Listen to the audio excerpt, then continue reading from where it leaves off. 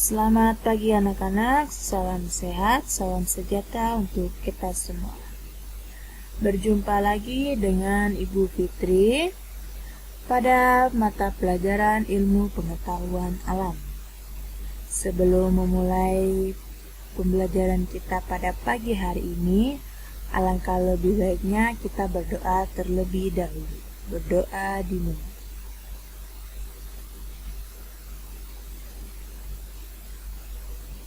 Berdoa selesai. Apa kabar kalian? Semoga baik-baik saja ya. Tetap jaga kesehatan. Jangan lupa cuci tangan, menggunakan masker ketika keluar rumah. Oke. Pada bab kemarin atau pertemuan kemarin kita telah membahas tentang konsep listrik statis. Nah, ternyata sifat kelistrikan juga dapat ditemukan dalam tubuh manusia, yaitu pada sel saraf. Nah, pada pertemuan kali ini kita akan membahas tentang listrik statis dalam kehidupan sehari-hari. Nah, kelistrikan pada sel saraf. Listrik yang terdapat pada tubuh manusia itu disebut dengan biolistrik. Biolistrik ini merupakan bidang khusus yang mempelajari tentang aliran impuls listrik pada tubuh manusia. Sementara itu, impuls merupakan rangsangan yang melewati sel saraf.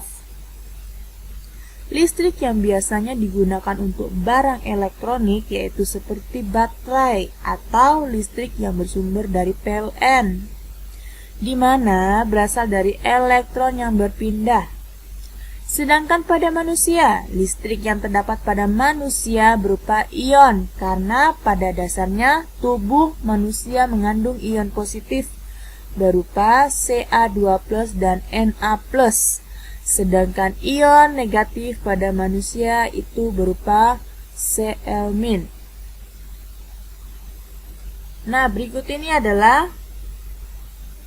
proses kelistrikan pada sel saraf.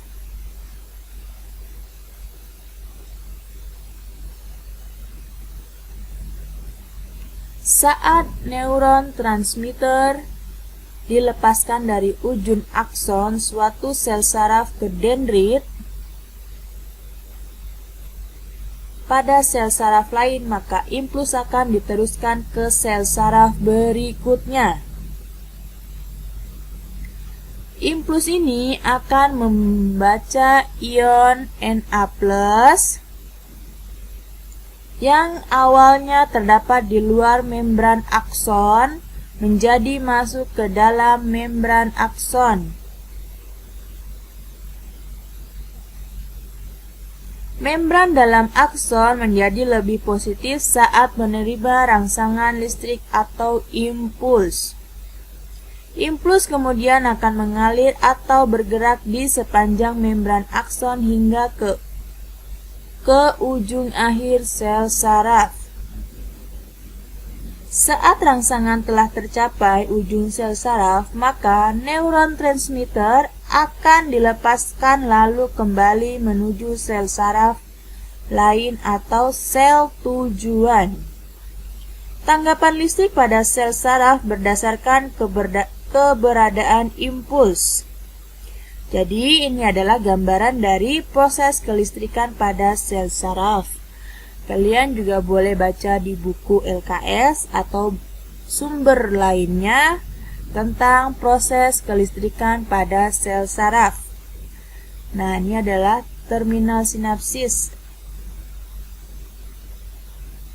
Ini Ca2+. Nah, membran presinapsis.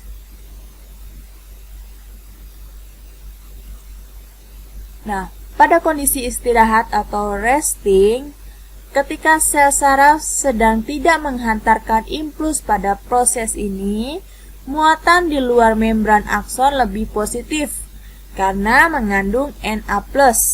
Sementara muatan dalam membran akson lebih negatif karena mengandung ion K+ dan ion Cl-. Ternyata pada fase istirahat ini terjadi tegangan listrik sebesar min 70. Pada kondisi potensial, proses ini nilai potensialnya bisa naik ketika terjadi ekstasi neuron. Pada saat kondisi ini terdapat impuls menyebabkan pergerakan ion. Ion Na+ masuk ke dalam membran akson dan ion K+ keluar dari membran akson, lalu muatan di dalam membran menjadi lebih positif, menyebabkan terjadinya peningkatan nilai potensial listrik pada sel saraf.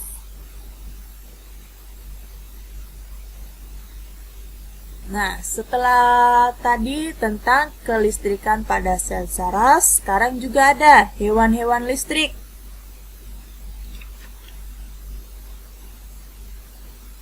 Sifat kelistrikan juga dapat ditemukan pada beberapa hewan. Ada hewan yang mampu menghasilkan listrik serta ada hewan yang mampu memanfaatkan arus listrik yang terdapat di lingkungan sekitarnya. Nah, di sini ada 3 hewan-hewan listrik. Yang pertama yaitu ada ikan belalai gajah. Seperti pada gambar di samping. Nah, seperti pada gambar ini adalah ikan belalai gajah. Ikan belalai gajah ditemukan di sekitaran sungai Afrika Barat. Tampilan tubuh ikan berwarna gelap dan memiliki tonjolan mirip belalai gajah yang berada di kepalanya, yang merupakan mulutnya. Pada di daerah mulutnya ini terdapat seperti tonjolan mirip belalai gajah. Nah, jadi dia dinamakan ikan belalai gajah. Hewan ini memiliki organ yang dapat menghasilkan listrik yang terletak di ekornya. Organ listrik khusus itu disebut elektroplaks atau elektroplakus. Ketika sedang beristirahat atau tidak digunakan, masing-masing sel elektroplaks itu memiliki muatan negatif di bagian dalam dan muatan positif di bagian luar. Nah, ini contoh dari hewan listrik, yaitu ikan belalai gajah. Selanjutnya ada ikan pari listrik. Hewan ini juga mampu mengendalikan tegangan di setiap muatan listrik dalam tubuhnya. Organ reproduksinya itu terletak di kedua sisi kepala dan bersama-sama menempatkan di mana saja dari 8 sampai 220 volt. Nah, jadi ikan pari listrik ini ada 69 spesies sinar dalam 4 keluarga. Dengan torpedo genus yang paling menonjol dinamai dengan kata Latin torpere, yang berarti menyebabkan menjadi kaku atau melumpuhkan. Nah, kejutan listrik yang dihasilkan oleh ray berukuran rata-rata serupa dengan efek jika menjatuhkan pengering rambut ke bak mandi. Nah, jadi ikan pari listrik ini mempunyai 220 volt. Selanjutnya, contoh hewan listrik yang ketiga yaitu ada ikan hiu kepala martil. Nah, ini adalah gambar dari ikan hiu kepala martil. Nih, hiu kepala martil menjadi satu-satunya hiu memiliki sensitivitas listrik terbesar yang dapat mendeteksi sinyal dari 0,5 miliar volt dan memudahkan dalam mencari mangsa. Terdiri dari kanal yang dipenuhi jeli membuka sebagai pori-pori dan tampak seperti bintik hitam di permukaan. Ampulae mendeteksi medan listrik yang dihasilkan oleh penduduk bawah air lainnya, sehingga martil untuk memindai pasir dan menggali makanan malam dari dasar laut. Martil juga dikatakan menggunakan menggunakan deteksi internal. Mereka seperti perangkat GPS, membantu untuk menyesuaikan diri dengan mendeteksi arus laut yang bergerak dalam medan magnet bumi. Nah, ini adalah martilnya. Nah, jadi martil ini digunakan untuk mendeteksi internal. Seperti perangkat GPS, jadi untuk membantu menyesuaikan diri dengan mendeteksi arus laut.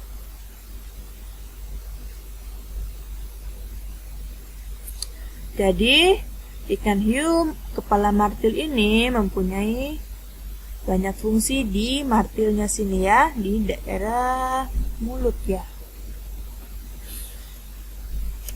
Selanjutnya ada penggunaan listrik statis di lingkungan sekitar. Mungkin kalau kalian amati di sekeliling kalian, penggunaan listrik statis itu sangat banyak ya. Nah, listrik statis diterapkan dalam kehidupan manusia seperti penangkal petir, mengadap elektrotis, pengecatan mobil, dan mesin fotokopi. Pada dasarnya, peralatan yang menerapkan listrik statis dipengaruhi oleh interaksi antar muatan. Nah, contohnya yaitu ada mesin fotokopi. Seperti yang kalian ketahui atau mungkin kalian sudah sering lihat ya, mesin fotokopi itu seperti apa. Nah, mesin fotokopi itu memiliki komponen pelat logam berlapis selenium yang terletak di bagian tengah dan terdapat baki mengembang dengan toner atau bubuk hitam halus di dalamnya. Prinsip kerja mesin fotokopi adalah pelat bermuatan positif dan akan menarik partikel bermuatan negatif dari toner. Pola toner kemudian dipindahkan ke atas kertas kosong dan dipanggang di atasnya. Nah, begitulah prinsip kerja dari mesin fotokopi. Selanjutnya, contoh yang kedua yaitu terbentuknya petir saat hujan. Pada saat akan hujan, kumpulan awan membentuk awan besar sehingga terjadi pergesekan antara awan satu dengan awan lainnya. Pergesekan ini mengakibatkan elektron bergerak bebas hingga membentuk gesekan muatan listrik yang turun dari awan ke daratan bumi untuk dinetralkan. Nah, ini ada juga seperti contoh yang kalian buat pertemuan kemarin. Nah, itu ada apa yang kalian buat kemarin itu? Kalian menggosokkan batang plastik dengan kain wol. Nah, jadi kedua benda tersebut memiliki muatan netral. Tetapi saat dua benda tersebut digesekkan, maka akan terjadi perpindahan elektron dari kain wol ke penggaris plastik, yang menyebabkan penggaris plastik memiliki muatan negatif dan kain wol memiliki muatan positif. Jadi, seperti contoh yang kalian buat kemarin itu, ini adalah penerapannya dalam kehidupan sehari-hari. Jadi, bisa ya kalian gosokkan batang plastik, bisa juga penggaris mika, kalian gosokkan ke kain wol, kemudian tempelkan pada potongan kertas. Nah, itu tadi penjelasan singkat dari Ibu. Kalian bisa membaca tentang listrik statis pada buku LKS kalian. Setelah itu, kerjakan tugas 2 nomor ini di kertas selembar. Jangan lupa tulis nama dan kelas. Soal yang pertama yaitu bagaimana prinsip kerja mesin fotokopi. Soal yang kedua, mengapa petir lebih sering menyambar pohon kelapa yang tinggi dibandingkan pohon mangga yang lebih pendek? Oke, itu saja penjelasan pertemuan pada hari ini. Pertemuan yang akan datang itu tentang listrik dinamis. Ibu akan menge-share sebuah link nanti di Google Classroom. Tolong kalian menontonnya untuk materi pertemuan yang akan datang, yaitu tentang listrik dinamis. Kalian perhatikan, kalian pelajari.